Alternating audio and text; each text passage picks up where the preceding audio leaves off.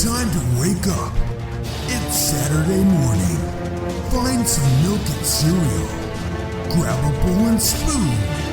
No, a bigger spoon.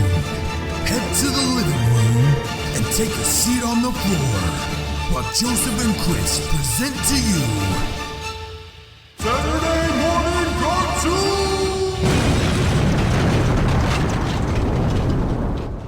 Hello, everybody, and welcome to Cartoon Boom! This is a show where we wake up with a Saturday morning sun, plop down on the floor with the big bowl of sugary cereal, and watch all your favorite cartoons, both old and new.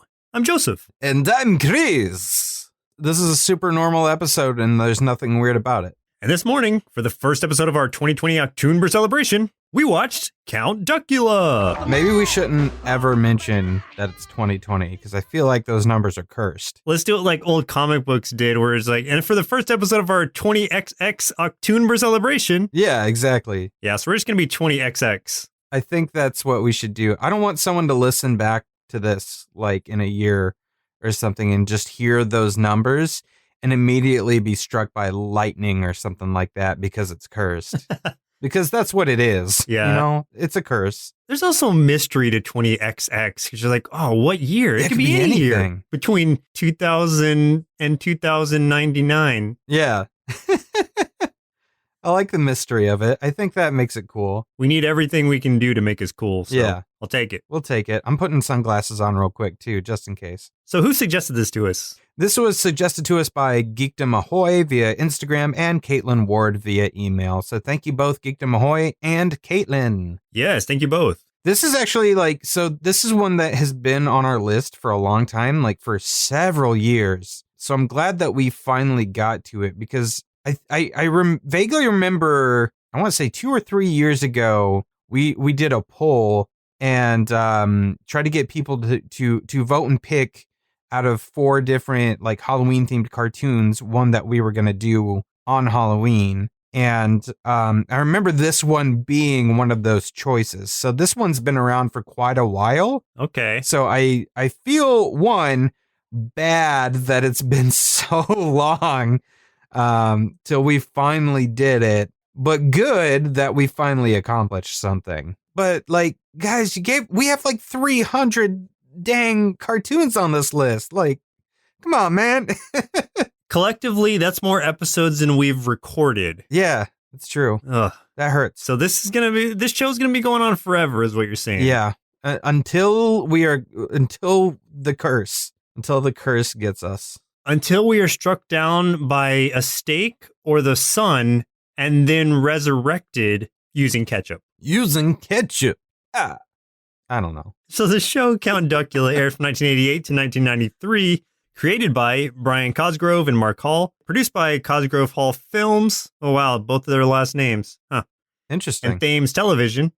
Ran for 4 seasons, 65 episodes on the ITV network, which is a British network. And for a short synopsis written by old reliable Kenneth Chisholm, The Misadventures of a Vegetarian Vampire Duck and His Servants. The algorithm strikes again. Classic Kenneth. The Kenneth Chisholm algorithm. So who are some of the actors who played in this show? Count Duckula was voiced by David Jason, who also voiced the BFG in the animated cartoon movie. I think it was a movie.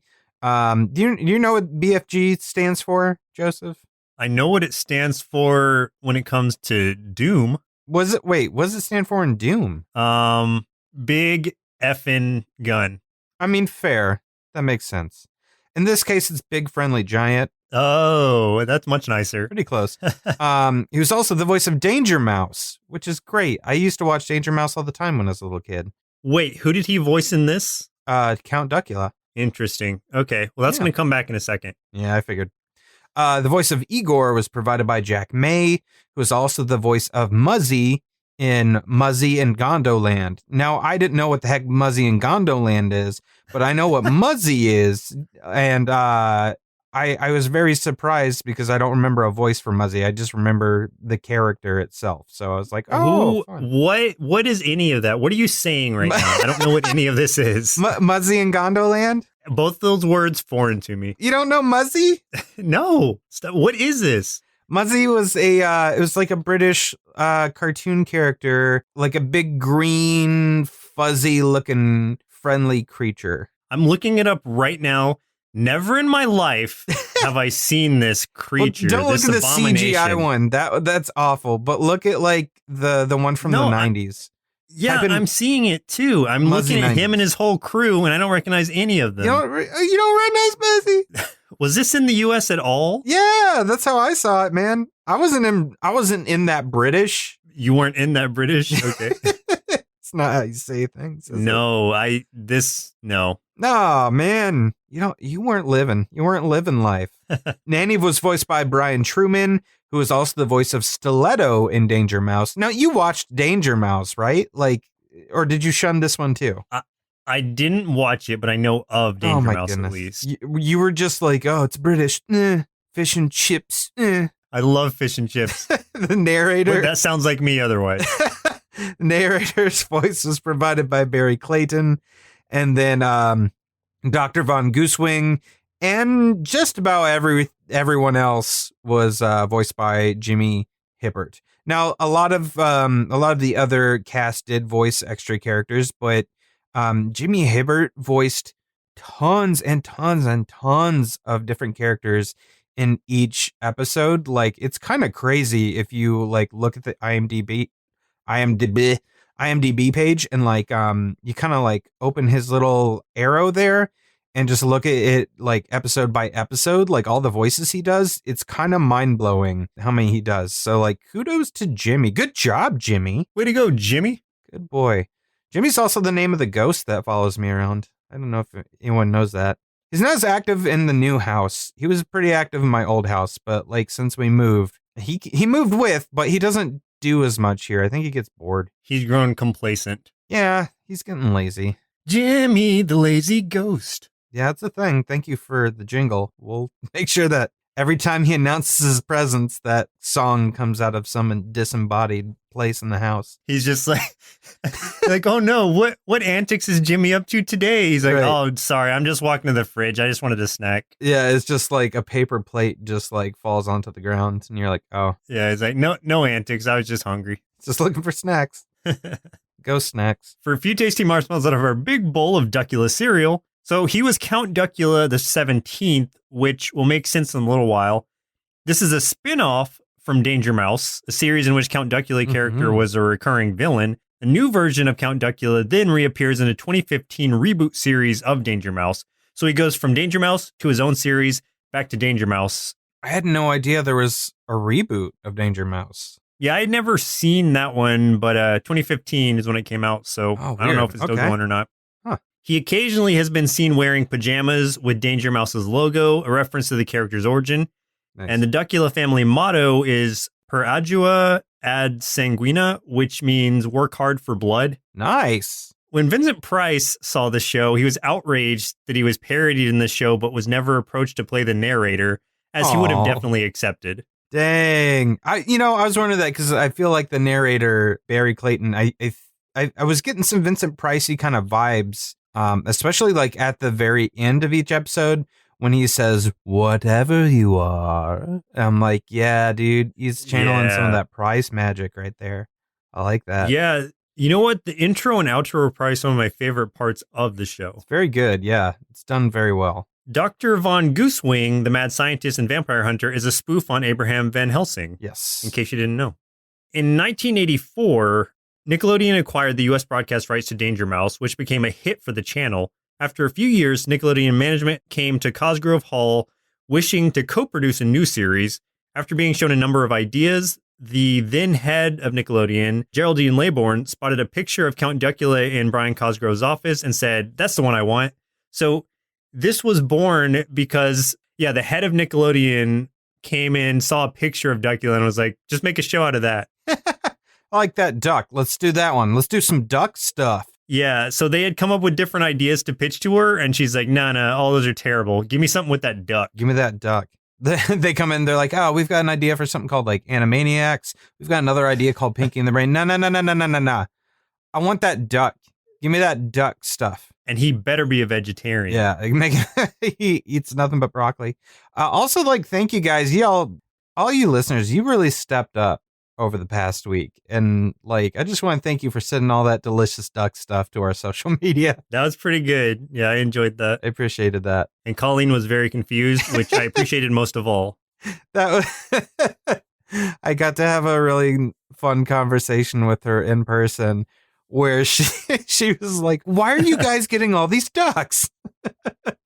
That was a fun meeting. Had you heard of Duckula before it was suggested to us? No, I definitely had not before it made this list, which surprises me because I did watch a lot of Danger Mouse as a kid. So my guess is that I probably had seen him in passing on that as a character, but never really thought much about him because I really only remember the mouse, I guess, and his little sidekick. But I can't remember much other details from that show, so I definitely never saw this as the spinoff.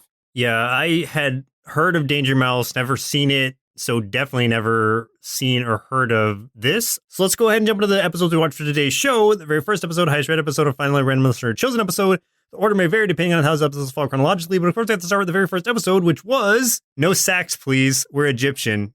This is problematic to me. This is a problematic title. The first, when you messaged me with that title and you're like, the first episode's called No Sax Please, I was like, whoa, what? Wait a minute. What are they getting at here? And I just feel like there's some kind of turn of phrase or something that I just am unaware of that is parodying, but I don't know it. So it sounds like what it sounds like. Yeah, so take it for what you will. I gotta say though, like, it might be that because this is some very obvious, like a lot of this is very British humor. True. I mean, that's very, very obvious, especially in a few parts in this first episode for sure, in that so much of the humor relies on misrepresentation as well as misunderstanding, but it's super good. Like the writing is so good with these and it's so witty and fast paced that like you will miss a joke if you aren't paying attention. Like the entire time you're going to miss something. Like it's all so quick. I love it. I feel like we approached this differently then because I had some issues with the pacing. Oh man. But, okay, cool. I'm ready. Yeah. I'm going to put on my gauntlets. I'm ready to do this. Let's spar. So in this one, Duckula, Igor, and Nanny travel to Egypt in an attempt to recover an ancient artifact known as the mystic saxophone. I mean, that happens. Yes. Yes. We get this cool intro. It's talking about the dreadful dynasty of vampire ducks where they can only be defeated by steak or sunlight. We also find out that doesn't mean the end of them, that Count Duckula can be resurrected every 100 years. And this is the 17th version of Count Duckula. Yes. But they get their memories kind of wiped every time. The mistake made when resurrecting this version is that instead of putting blood into the serum, I think Nanny accidentally gave Igor ketchup to use. Classic Nanny move. His blood is infused with ketchup instead, so he just craves vegetables. He doesn't want blood, but he's also like the least successful version of Count Duckula as far as his wants go and his, I guess, what he wants to conquest or what he's trying to do, because there were like archaeologist versions, like researchers, things like important things, but he just wants to be an entertainer. So in all ways, this Count Duckula is a failure in the eyes of Igor, who's been around for, I don't know how many, like, I think like at least 70 years of Count Duckulas. So he is disappointed that this one doesn't want blood and is constantly trying to convert him back to the ancient evil Count Duckula. But in a subtle way, like he still acts like he's his friend. Yeah. But is always subtly trying to push him in that direction towards darkness. I think that's so funny because he's always like, yeah, he's trying to subtly push him to do very evil things. And I like that idea. But I gotta say, like, right off the bat, that Nanny is my favorite character in this entire show because, like, she's so stupid. Like, every time she bursts through a wall, like, she just so dumb that she doesn't use doors very often. She just happens to walk through walls and the walls just burst open every time she does it, like Kool-Aid Man style. And like they drop these hints that she keeps accidentally killing lots of people, all kinds of stuff. And just I don't know, like almost every time something's going on with her, like I'm laughing. I love it. she's a giant hen, but she's also just a big dumb brute. And her arm is constantly in a sling. So I'm assuming that's because she's always hurting herself and or just crashing through things. So she's always hurting her arm. Yeah. Like the characters are interesting. I liked the characters and I liked the dynamic they all had. Yeah, I think the three of them were pretty well balanced with like Duckula, who's just kind of over everything and just, wants to get away from it all. Like he just wants to be done with the whole legacy, all that stuff. Igor, who's trying to keep him in that legacy and steer him towards evil. And Nanny, who's kind of a bumbling idiot and helps take care of him, but at the same time impedes both him and Igor all the time because of how stupid she is. Even though she has a big heart and she's always trying to protect Duckula, she inadvertently hurts him a lot more than she helps him. Oh, constantly. Yeah. There's also these crow thieves. I think they're called the Crow Brothers or something, who are part of this episode, but kind of a weird side part. They don't really interact with the main characters a lot. Yeah. Their Cockney accents and everything. Oh, yeah. Nanny's accent is interesting to me because it's one of those, like, when I hear, like, anyone, like, poking fun at a British accent, that's what that reminds me of. Yes. Well, it's a man doing, like, an older woman's voice, which kind of adds to that, too, like, that humor. It reminds me of, like, a voice you'd hear on, like, a Monty Python skit, for sure. Right. Exactly. Yeah. Yeah, so Igor is showing Duckula, or he's walking Duckula through the corridors and showing him, kind of giving us an intro to some of his lineage, like talking about his more successful and more evil, not relatives, because they literally are him, but reincarnations. And then like Duckula's just like, I don't care about any of this. Like, this is boring. And then he starts mentioning the mystic saxophone. And because this Duckula wants to be an entertainer, he's like, oh, this sounds great. Like it supposedly raises the living and the dead. They can take control with it. He's not interested in taking control of people for the sake of like world domination. He just wants to be on stage and captivate them. But Igor has ulterior motives, obviously. And then these crows who are kind of, they're basically thieves, they're up to nefarious things. They're trying to scale the castle, see what goodies they can find. They're overhearing talk about the saxophone. And so they're kind of in like, hey, yeah, that's something we got to find this thing. But what I like to is just things keep happening to them so that they keep getting knocked off the castle walls and fall down. And like how Igor and Nanny both, like, every time something happens, well, even Duckula to a degree, they're like, huh, did you hear that? Like, it sounded like 4 bodies hitting the ground.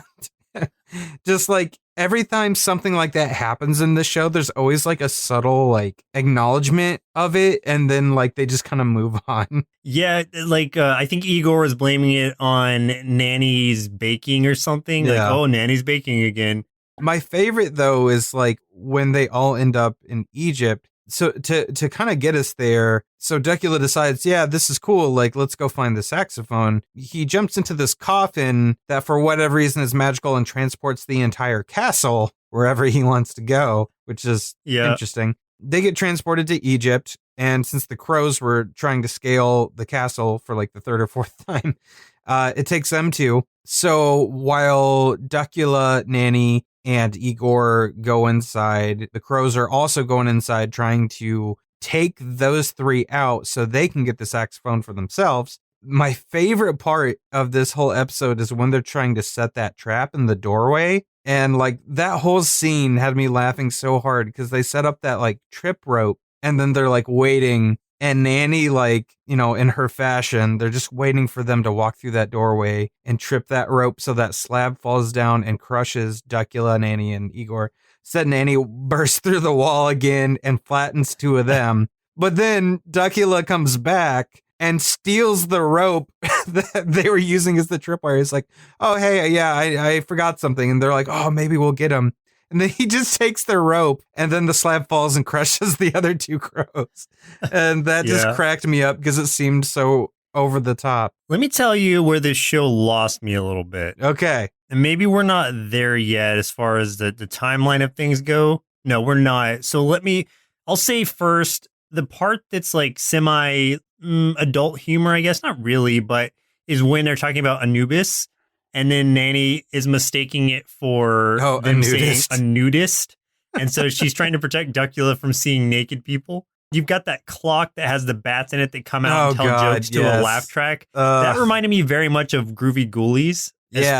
Which is from the 1970s. So this is 88. So it's like really dated humor they're using, or at least presentation of humor. Yeah. And maybe that was the funny part, was that it was so dated. I don't know.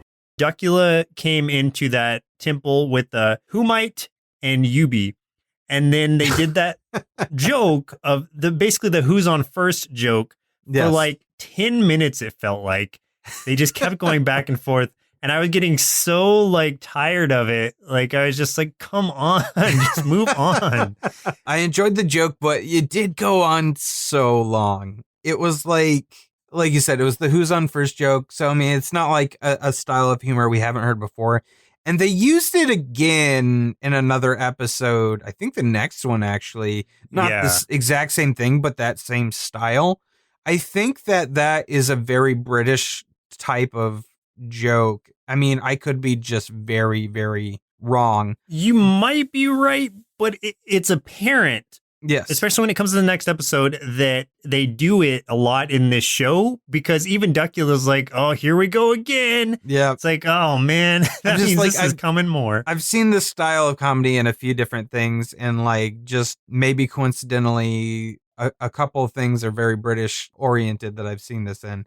So that's just why it makes me think along those lines, but it might be coincidence there. But like, I guess it's like wordplay humor seems to play a large part in this show in general, because after the who might you be joke, it's the up she joke where it's like up she rises and then who Ra, and it's like hoorah and up she rises, hoorah and up she rises, and they start singing the song out of it. It's like, geez, man, they just like it's what you were saying earlier about the jokes being so back to back. If you blink, you'll miss something. Yes. It's because those jokes just like keep chaining off of each other. It's a constant like delivery of gags. Yeah. Without very much content, really. Sure. I mean, I'll give you that, because it really is like a series of jokes that all played off of one. So it is kind of like taking the one joke and then prolonging it as long as humanly possible into like a 5 to 7 minute stretch. Which is a joke in and of itself. I get that. Like you just play it. And I don't know if this is the right way to say it, but it's like you beat the dead horse until it comes back alive. You put ketchup the type in of it. humor that it is. You put your ketchup in the dead horse, and now it's galloping again. Yeah. So they play the mystic sax. They find it. They start playing it, and then like it breaks out into a dance number. And this is where it gets kind of, as if it weren't weird before, it gets really weird right here. Yeah. Like the dead rise, yes, but then they just start dancing. The living rise, yes, but then they're also dancing. Yes. And I don't think they even like have a choice. Like no, they have they're to under dance control while of the this sax thing. is playing. Yeah. You got to dance, man. Just dance. But Igor's warning, like, hey, it's time to go home. Like, the castle's literally about to leave without us. And they don't hurry fast enough, so the castle teleports back, and they're all forced to try to hitchhike back to Transylvania. I mean, maybe they had it coming, for how they were acting.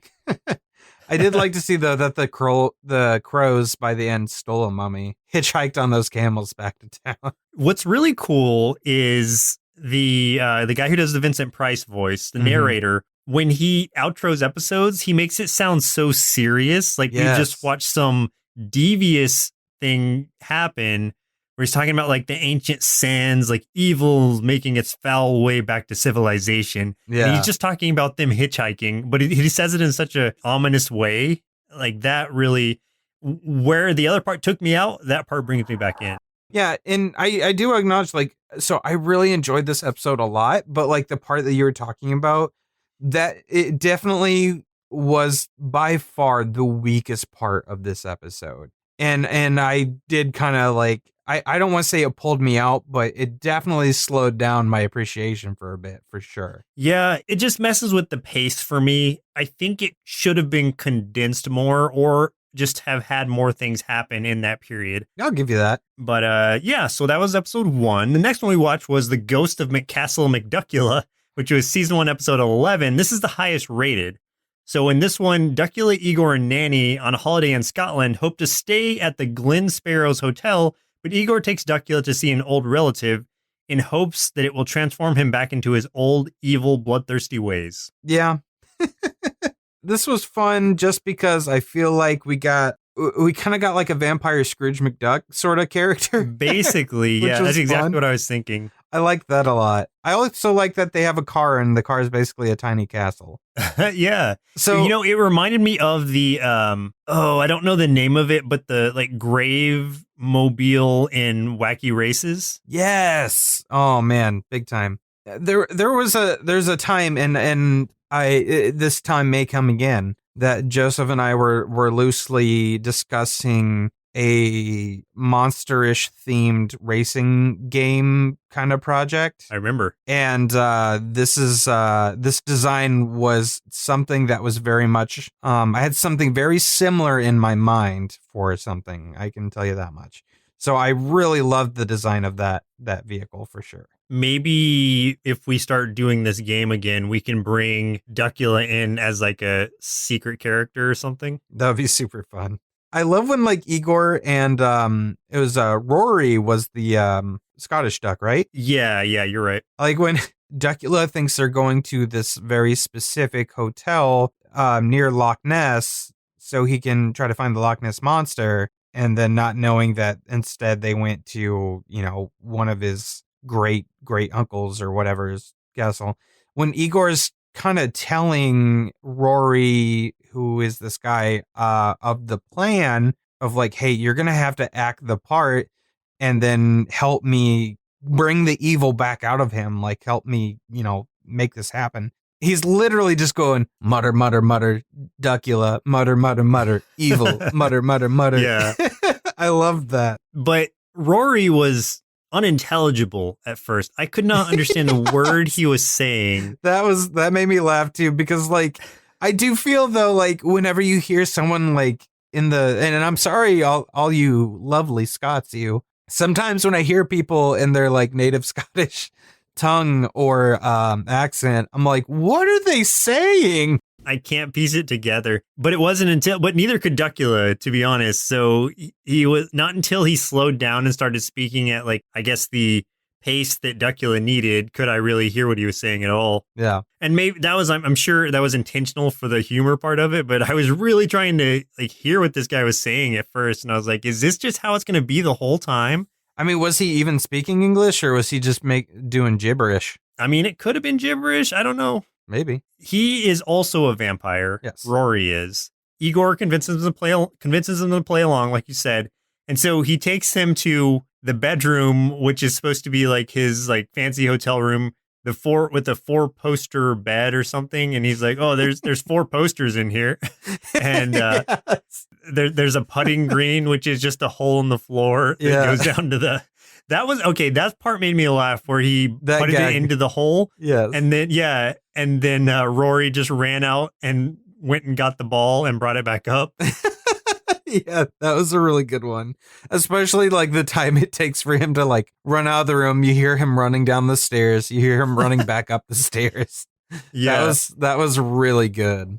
In some cases, those delays make it funnier. Yes. Where it's not the constant barrage of that joke from the last episode. I also really enjoyed that ghost that keeps showing up and he's just really lost and he's trying to find the Tower of London. And I like that he shows up. It's just this random ghost and everybody's just like, no one's surprised by it. They're just like, oh, hey.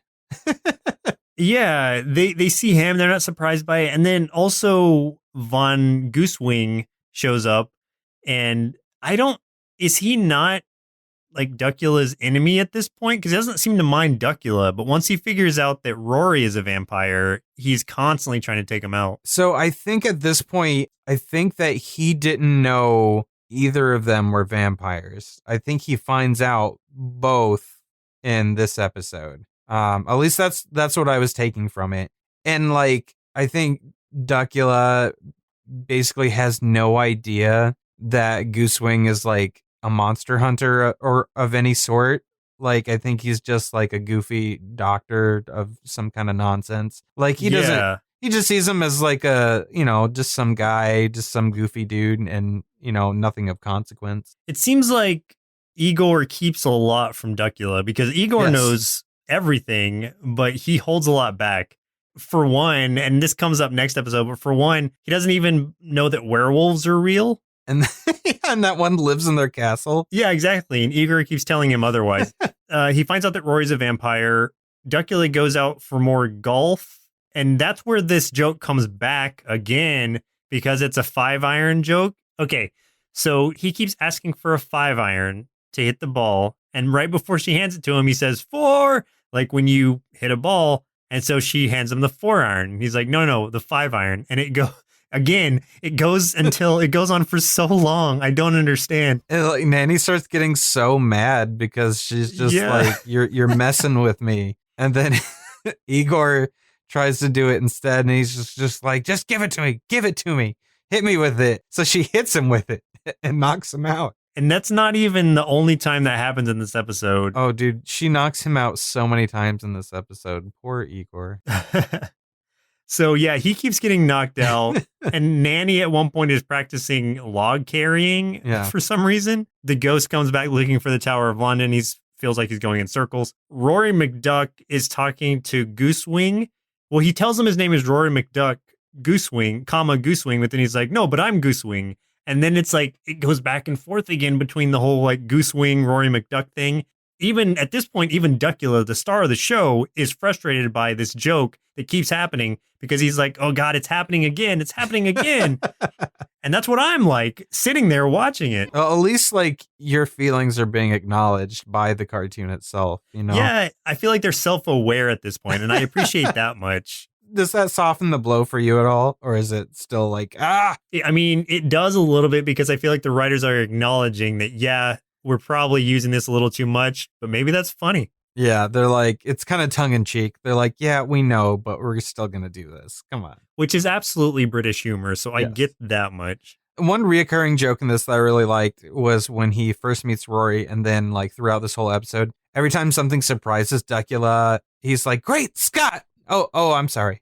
And like, he does it like every time. And like every time he does it too, it's still got a laugh out of me. Duckula finally finds out that Igor has deceived him, so he wants to leave. Rory and Gooseneck are chasing them down in a balloon with that ghost with them for some reason. I guess he just tagged along. Oh, yeah, because he's still trying to get to the Tower of London, so he's hitching a ride. And so, like, they accidentally drive into the Loch Ness itself. This is where 2 Nessies show up. One of them's like, oh, hey, I think I spotted a vampire duck. And he's like, nah, they don't exist. So it's kind of a full circle kind of thing, and I liked that. What do you think of like the song that plays during the end credits? Because I love it. I thought it was cool, and I liked the visuals that they added to the end credits also. I did too. That was really fun. Yeah, I'm not gonna lie, I danced a little. It felt like the intro and outro to a different show than I actually watched. Like, it was very detached, but I enjoyed them. I can see that. So the next episode we watched for today's show was There Are Werewolves at the Bottom of Our Garden, season 3, episode 5. And this is one I chose because I like werewolves. That's really the only reason. They're the best monster. In this one, the castle's werewolf has escaped, and it's up to Igor and Nanny to get it back before Duckula finds out. So yeah, for some reason, they just don't want Duckula to know that their pet is a werewolf. I don't know the reasoning for that. That's probably fleshed out more in previous episodes, but at this point, we have no idea. What's funny, too, is you said this was season 3, right? Yep. So one of them made mention of the werewolf in, like, I think the first episode we watched.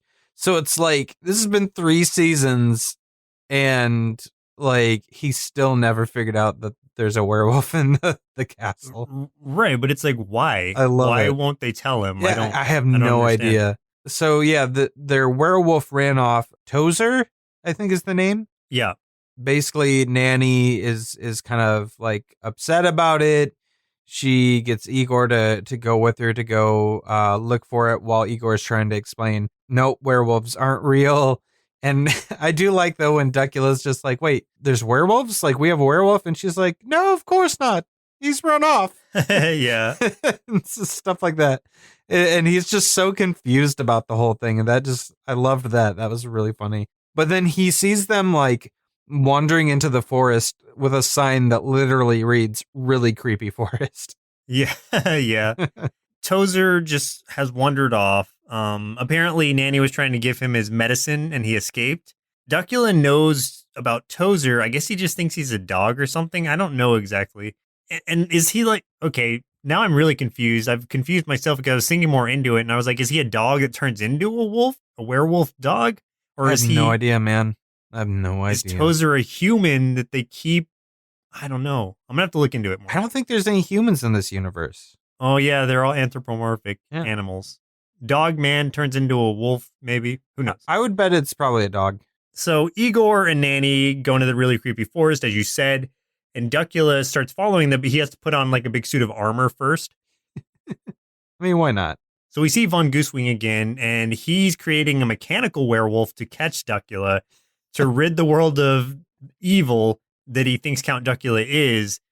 And he sends it off, but then he's like, it goes into his little monologue where he's talking about this device that turns him into an evil vampire hunting beast. And then he's like, oh, wait, I forgot to put this in my mechanical wolf. And so then he starts trying to chase it down. I did like the scene of that too. That had me laughing. One, when he realizes that he talked all that like length and then realized he was holding the device and didn't actually put it in the robo werewolf that had already jumped out of the plane or the blimp and descended into the forest with the parachute. But then when he jumps out to follow, he did not put on his parachute. And he has that realization as he's falling. But like we see Nanny and Igor walking through the forest. And when the robo dog lands with the parachute, it still makes a loud noise because it's, you know, a robot. But she like jumps into Igor's arms and she screams. She's like, ah, what was that? It sounded like something landing with a parachute. But then later when Von Goosewing hits the ground without the parachute, she does it again and she's like, ah, that sounded like something landing without a parachute. He eventually, well, the mechanical wolf eventually catches up to Duckula himself and starts like jumping on him and licking him. And so like it's become his friend, his companion. Goosewing is hiding in like a tree costume to try to like sneak up on Duckula. The argument with him and Nanny is so good. Yeah. Oh, yeah. Yeah. The fact that she's so dumb is great. And it plays into this show so much, especially with the back and forths where it's like she's telling him like, oh, but you're a tree. And he's like 10 out of 10 for observation. It's another back and forth thing, but this one's actually funnier because there's variation to what they're saying. It's not just about one single joke. Yeah. So And she Nanny gets then really gets mad, angry at too. him. Yeah, because he keeps calling her like a nincompoop or something. Yeah. And he so keeps kinda, she's getting offended. yeah, keeps insulting her intelligence and she's having like this argument with what she thinks is an actual tree. And then she starts chasing him and he's running. It's just these feet popping out. Oh, and she acknowledges too that this tree has feet, but she still thinks it's a tree. But she still accepts that he's just a tree who's arguing with her. Yeah. Like after all of this, we get that bat clock again with the joke about what do you get when you cross a tree with a grocery store? I'm not sure, but you can bet it will have branches everywhere. It's those kind of jokes. I'm going to tell you right now, though, like as much as I enjoyed a lot of this, like I hated those. Those were bad. Those were really bad. Yeah, and I but think those were intentionally so, but like exactly. They could have done without it for sure. I think a lot of this is tongue in cheek, intentionally bad, but some of it does just wear on you. Yeah. Duckula and the mechanical wolf find a candied cottage. Oh, again, listen to that call back to our previous episode. Which is interesting because this was a randomly chosen episode that just happened to have a random candy cottage that fits in nowhere with the actual storyline. And guess what Duckula said, everyone? He said it's sticky. I told you on the last episode a candy house would be sticky, and who the heck would want to live in a sticky house? Not me, so I stand by it. But he also said delicious and started eating the house. Well, then you have no house. If you eat your dang house, you're going to be homeless soon. You're going to be homeless with diabetes. The witch is defending her house, though. She does come out and she's like, hey, dude, you're eating my house. And so for that, I have to eat you. Her face. Oh, man. I laughed so hard when they first revealed her. She's like a witch duck. And like the voice that added onto it, too, was just like, oh, man. So good. I like when she was telling him, like, all right, you got to go to the cooking pot. She just forces him to go in there. Yeah, and he he doesn't does. really resist, but he is at that point crying out to Igor and Nanny. And the mechanical wolf kind of pulls a lassie, runs up to Igor and tells him not tells him, but kind of does like motions and stuff to kind of give him a hint as to where Duckula might be. And then Goosewing is pushing a large like moon like device up a hill and lights it up to simulate a full moon. There's confusion for Igor because he thinks at first that the mechanical wolf is Tozer, but then what I'm curious about is, do we ever really get to see Tozer in this, or is he always just those eyes in the darkness that we saw this episode? Yeah, I don't know. Like, that's interesting, and I was kind of wondering that too at the end of this because we don't get to see Tozer. We only like the episode ends with we just hear him. What I assume like murdering Von Goosewing. Like you can hear the shredding of everything and just ripping him apart. And the screams. I'm assuming they forgot to put in the blood splatter noises, but we can say at least that he has plucked Goosewing of his feathers because there is definitely some tearing and shredding going on. Yes, very much so. Igor and Nanny finally go in and find Duckula. The moon device that Goosewing had rolled up the hill like starts rolling down, and he's chased. Or no, it starts rolling down after him, so he's running off, and then the moon kind of like runs over the witch. So she doesn't get to eat Duckula. They're able to finally escape. Yeah, she gets crushed by that moon. That's when, Goosewing thinks he hears his mechanical wolf thing and does encounter Tozer instead and is defeathered. Yes. But then we do go back into the Duckula saying like, but there's no such thing as werewolves, is there, Igor? He's like, of course not, sir. Course not. Yeah. Maybe he's scared of werewolves or something. Maybe it's like a fear of his. Yeah, I have no idea. But I kind of want my own robo werewolf. I don't know what you'd use it for. Oh, pranks. Easily. There'd be so many pranks you could pull with a robot werewolf. Specifically a robot werewolf. Not only on your friends, but on, like, the human race in general. Vetoed. Oh. Vetoed idea. Dang it. Every time. Well, Chris, looks like about time we send our inner kids to Castle Duckula and also have their blood replaced with ketchup so that maybe they'll be better about eating veggies. Then see what they thought of the show, Count Duckula. This show is a lot of fun because you get all these monsters, and some of them are monsters that are also animals, like vampire ducks and mummy ducks, and we got to see, like, every kind of monster in just, like, 3 episodes, and they were really funny, most of the time. So I gave this cartoon 4 bowls of Robo-Werewolf cereal out of 5. This started off as an okay cartoon, but it began feeling like a sandwich of gags that just had way too much filler bread. On the plus side, I kind of liked the characters, and the show's lore definitely captured my interest, though at the end of the day, those resources felt a bit wasted. I think this could have been more successful in a truncated format with 2 short and sweet 10-minute episodes as opposed to a 20-minute one that seemed to drag on. Maybe the Marvel comics were better. Overall, I'd give Count Duckula 3.5 big bowls of Who Might You Be cereal out of 5, and as much as I love Creatures of the Night, this is one I don't think I'll be sinking my teeth into again. I didn't know there was Marvel comics of this one. Oh, yeah.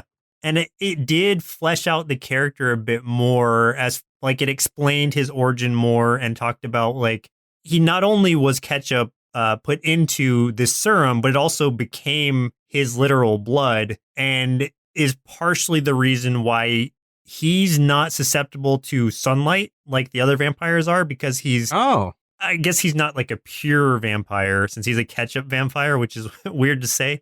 But yeah, so the Marvel comics do help flesh it out some. I don't know how good they are or what the quality was, but I know it added more to the lore. Is there ever like a Count Duckula Blade team up?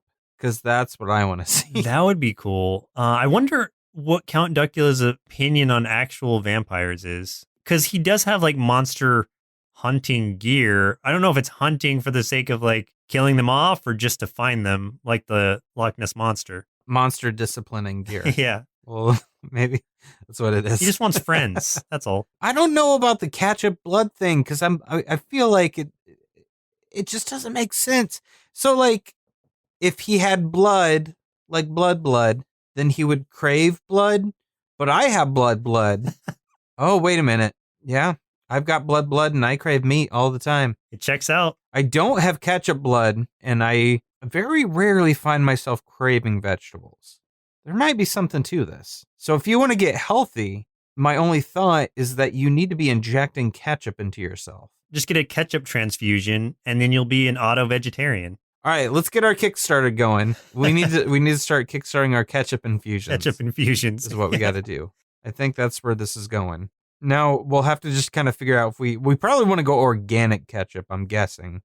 We don't want all those. Well, do we want preservatives? We might live longer. I wonder if I can find some like of that green colored ketchup. Oh yeah, it was that Heinz like weird squeezy different colored ketchups. There is green, blue, purple. Yeah. I gotta tell you what though, from experience, I know it doesn't change the taste, but like the green ketchup on White Castle burgers just doesn't do anything for you. Like it doesn't make it better. Well, that's because you should be putting mustard on your burgers, not ketchup. Ew, oh, gross. Blasphemy, and you're disgusting. Get out of here. Get out of this place. Get out of this podcast right now. Please let us know if you prefer ketchup or mustard on a hamburger. No. Ketchup is for fries in my book. No way. Ketchup's where it's at. Ketchup is the burger sauce. That's what it is. No, incorrect. Ketchup is a dip, not a sauce. This is terrible. This is a terrible idea that you're doing right here. You're trying to cause a civil I war. wonder what I would crave if I got a mustard infusion. You would crave a different infusion, is what it would be. That's what you'd crave. Oh, man. You'd crave a new body. You'd be ruined. You know, I did like this cartoon, though, like getting back to that. The only thing is that it did have like so much humor packed into it that is like kind of as we talked about throughout the episode, like really fast paced and also building upon other jokes. Like there's almost like some of the jokes are like stairs in a way that like they build off one gag and it keeps going and going and going and going. Like if you miss something, which a kid is apt to do, you're kind of not going to understand. But I mean, there's plenty of things as a kid that I laughed at and had no idea what I was laughing at. But, you know, because I'm laughing at the characters and they seem silly and fun. So it's kind of like, at least, there, you know, there's a little bit of value in for both adults and kids with this one, I think. So like if you have kids, it's not one that you're going to like dread watching with them. You know, it's better than a lot of the stuff that's out there. I still just feel like it would have been much better if it were 10-minute episodes in like a two-parter because it started to really drone on after a while. And I think that's okay if you're doing it very quickly, just like the Garfield one where it's like Garfield can only do so much with an episode. And so I think that 10-minute thing was just perfect for it because it's like, okay, you get everything out that you need to. The joke ends before it becomes unbearable. And I don't think that was the case with this sometimes. I think it went on just a little too long. And I'm not saying that I didn't like the show. I enjoyed things about it. I just feel like if I were being picky, then it would just be, I wish it were a little shorter or more condensed. I 100% agree with that. I do think that this show would have drastically benefited from shorter episodes like that. I think it would have done a lot for it. One, in that it would have tightened up a lot of the pacing and the scripts. And two, it would have trimmed the fat as far as some of the jokes that probably, you know, it would have gotten rid of the jokes that wouldn't have landed as well. So if they had some of those jokes that were, like we talked about, there's a lot of those jokes that were very obviously those tongue-in-cheek ones of like, we know that this is kind of annoying, but we're going to do it. And that's the reason that it's funny. And, you know, some of the characters acknowledge that kind of stuff, which is why in that one episode, Duckula's like, oh, they're doing it again. Yeah. It's like, that's the kind of stuff that probably would have been cut for timing. So I think overall it would have made it a better product had they done stuff like this. But it's not bad enough to take away my enjoyment of the show. I still had a good time, kind of like you said. I am curious, A, what the comics are like, and B, what the reboot the Danger Mouse reboot from 2015 is like with the inclusion of Count Duckula, because I know he's a different Count Duckula, but I don't know if it's because it's like a different universe or if it's because this Count Duckula has been killed in some way, and this is like Count Duckula the 18th now, you know what I mean?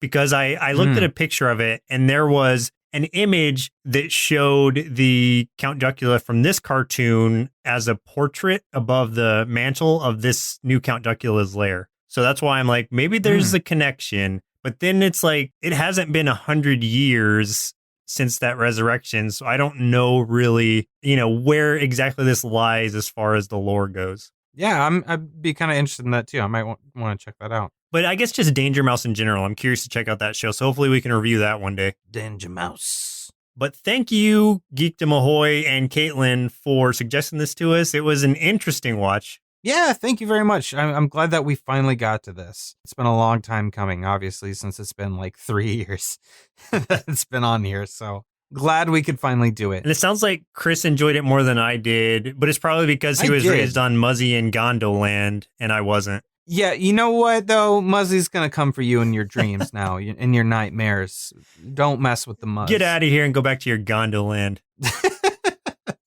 Before we move on, I just want to say we do have a review on Apple Podcasts. This is a 4-star review from Ellie Neal. I'm not going to read the whole thing, and I'll explain why. She says, "Hi, guys. I love your podcast and enthusiasm for cartoons. I have a suggestion for you for your next episode."